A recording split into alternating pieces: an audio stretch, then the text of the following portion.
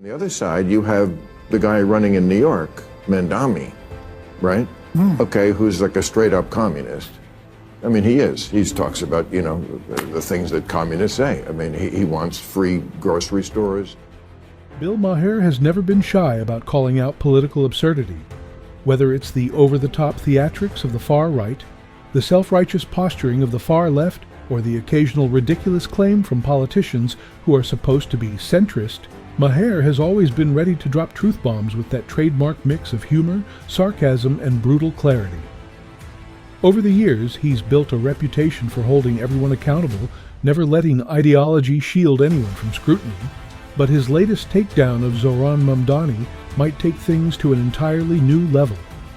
In this particular moment, Maher didn't just critique a politician, he dismantled an entire vision, exposing inconsistencies, naivety, and idealistic overreach in a way that left viewers simultaneously laughing and wincing. Some might call it comedy, some might call it critique, but make no mistake, it was one of the most unflinching, unapologetic, and, frankly, brutal takedowns Maher has delivered in years, and it happened live on national television for everyone to see. What started as a simple panel debate about the future of the Democratic Party quickly turned into a full-blown public dissection of modern progressivism. Maher didn't hold back. He exposed a pattern that's become all too familiar. Idealism without realism, compassion without competence, and activism without accountability. Policies that sound inspiring on paper often collapse in practice. Promises that rally headlines end up alienating everyday voters.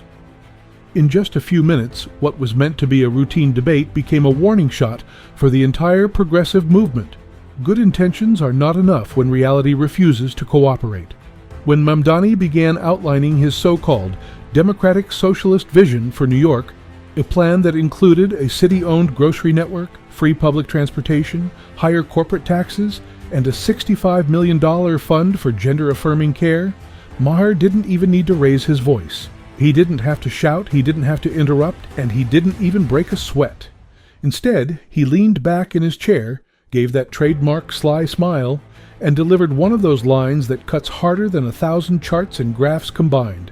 So, basically, communism with better branding? In that single moment, Maher distilled a sprawling, complex policy platform into a simple, undeniable truth. Idealistic rhetoric may sound inspiring, but when you strip it down to its core, sometimes it's just repackaged old ideas that history has already tested and failed, and the way he delivered it? Effortless, surgical, and devastatingly effective. To understand why this moment mattered, you have to know who Zohran Mamdani is.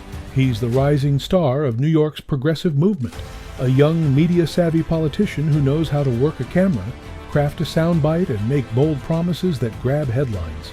Mamdani talks about reimagining, capitalism, and building a city for everyone, phrases designed to inspire hope and rally voters around a vision of inclusivity and fairness.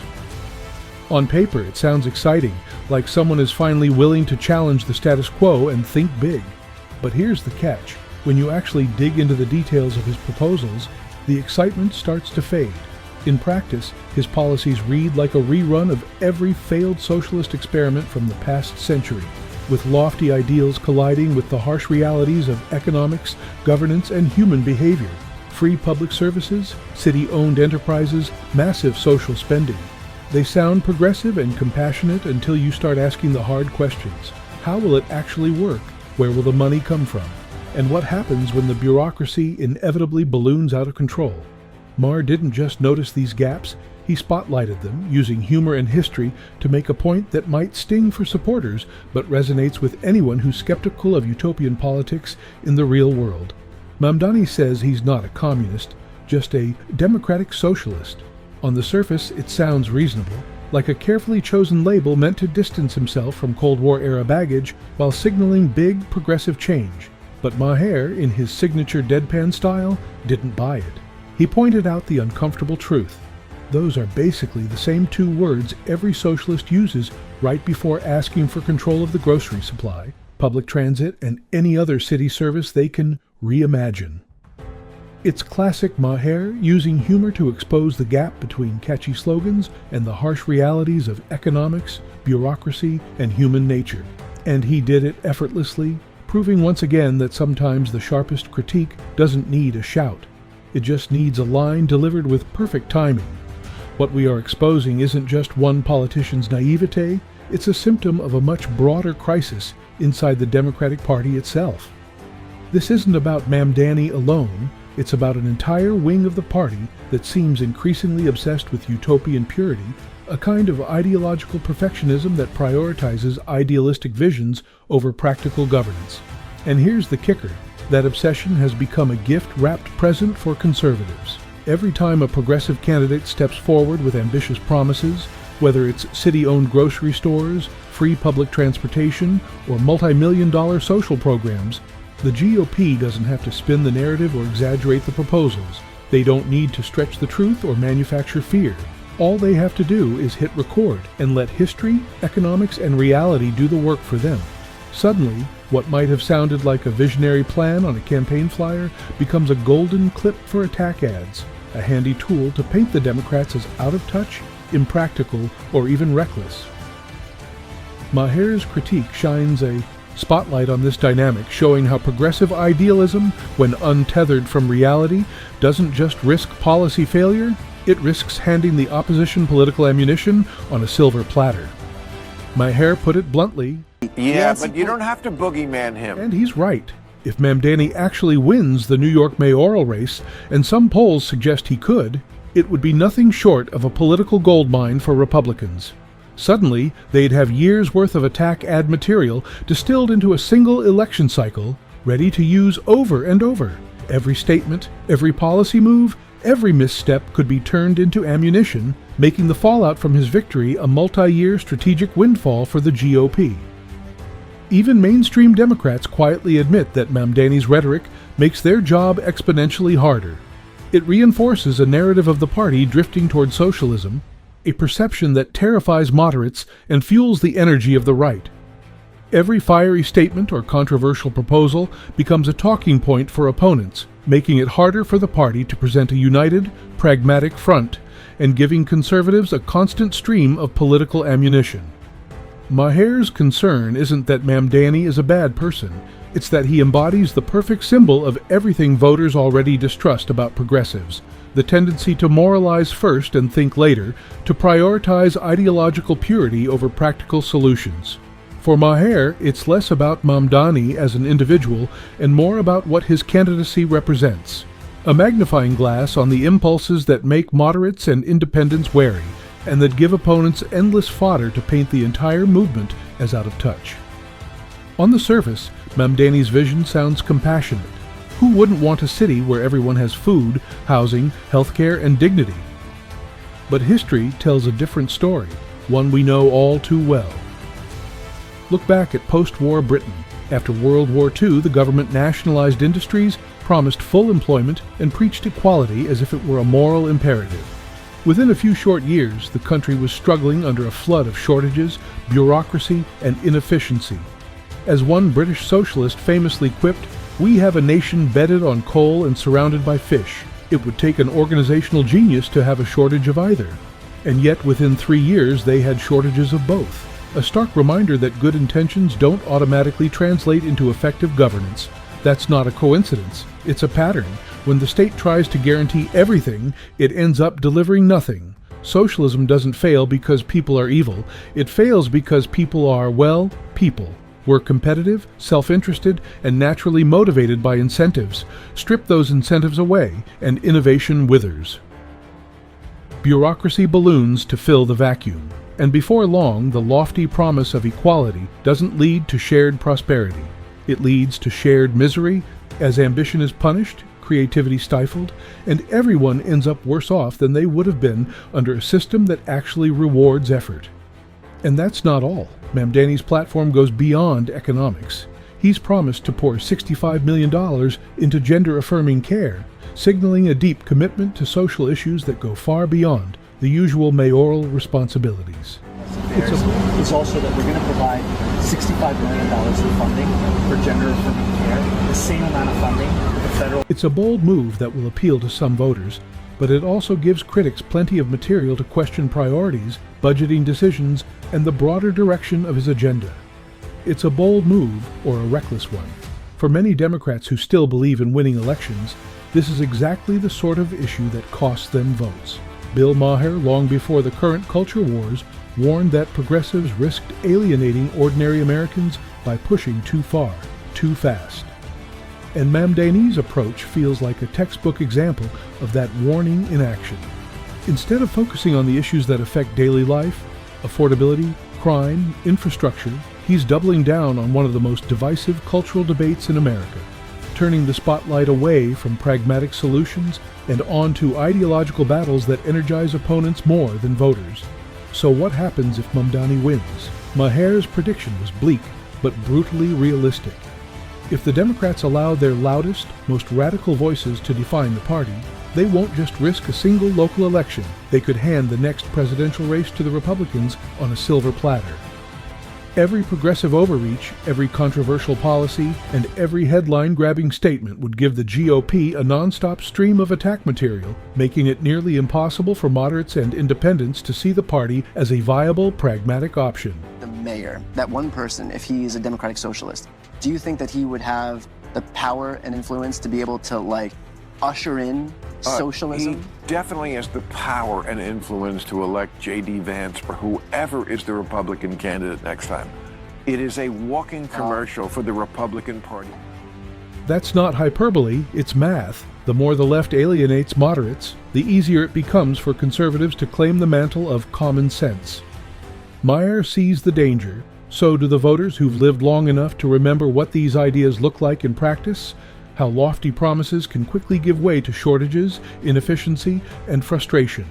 They've watched once idealistic policies stumble under the weight of bureaucracy and human nature, and they're wary of seeing the same mistakes repeated on a bigger scale. Experience has taught them that good intentions alone don't guarantee good outcomes, and that caution is often wiser than ideology. Now, let's dive into the part that really makes Maher dangerous to left-wing politicians: his ability to explain in a few sentences why socialism inevitably collapses and why Mamdani's platform is a textbook case waiting to happen. Maher isn't just cracking jokes for laughs, he's teaching history, economics, and common sense all at once. Let's unpack it. Every socialist promise starts with an equation. We'll give everyone free this. We'll provide healthcare, housing, and education. We'll tax the rich to cover it. On paper, it looks fair. It sounds compassionate. It feels right. But here's the kicker. Maher points out that this math never balances. The money never exists in the amounts they promise. Bureaucracy explodes. Innovation slows. People stop producing because the rewards for success are stripped away. And when the money runs out, the politicians always double down. More attacks, more regulation, more promises. This creates an even bigger shortfall. That's why he called Mamdani out so sharply. Mamdani wants city-owned grocery stores, free public transportation, and $1 million budget for social programs. Maher even leaned on historical examples, which is classic Maher. He referenced Venezuela, the Soviet Union, and even some post-war European experiments, all of which promised abundance and equality but delivered shortages, corruption, and suffering. I think every 20 years or so, Wait. we need every 20 years or so, we need a conspicuous, confined experiment with socialism so we can crack it up again. Socialist slogan used to be, workers of the world unite, you have nothing to lose but your chains. The new socialist slogan is, trust us. Funny, yes, but it's also devastating. It's a critique of cyclical political amnesia. Americans keep forgetting history, and every new generation thinks, this time it'll be different. Maher's critique isn't limited to economics. He also slams the performative virtue signaling that often comes with far-left politics. He called out Mamdani for policies like declaring New York a sanctuary for LGBTQIA+ workers, or creating gender-affirming programs funded by the city, because nothing says progress like a government-funded diversity department. And here's why that line hits so hard. It exposes the disconnect between activist priorities and the lived realities of most citizens. People care about rising rents, inflation, crime, and schools, not slogans. And Maher is pointing out that Mamdani is, maybe unintentionally, ignoring the problems that voters actually feel in their daily lives. He also addressed Mamdani's claim that 25% of New Yorkers live in poverty and hundreds of thousands of kids go hungry.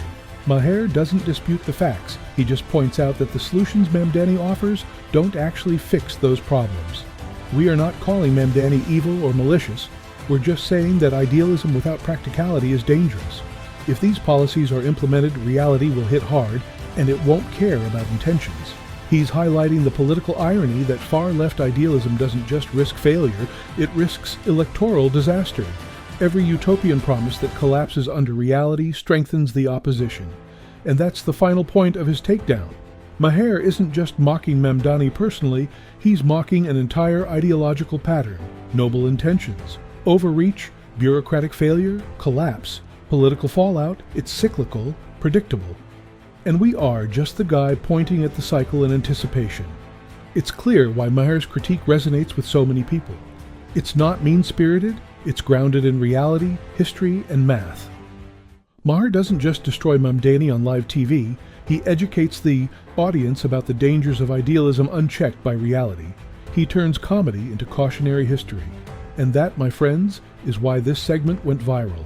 By now, Maher has done more than roast Mamdani. He's set the stage for a larger conversation about politics, media, and the limits of idealism. First, let's talk media reaction. Clips of this exchange went viral immediately. Conservative outlets hailed Maher as a voice of reason, highlighting the socialism math problem and calling Mamdani's proposals unrealistic. Some left-leaning media tried to downplay it, framing Maher as grumpy old man resistant to change. But you can hear the underlying panic. This clip was resonating with voters.